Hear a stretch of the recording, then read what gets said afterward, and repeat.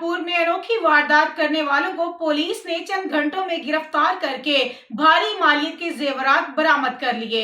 शाहपुर से हमारे नुमाइंदा हाफिज अनस की रिपोर्ट के मुताबिक थाना शाहपुर सिटी के नवाही इलाका वाला में होने वाली अनोखी वारदात घर के भेदियों ने लंका ढा दी।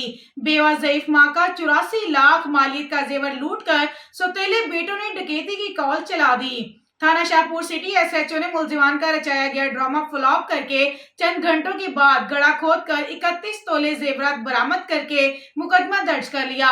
ईमानदारी की जिंदा मिसाल एसएचओ असद हयात भवाना ने तमाम जेवरात बूढ़ी अम्मा को वापस कर दिए।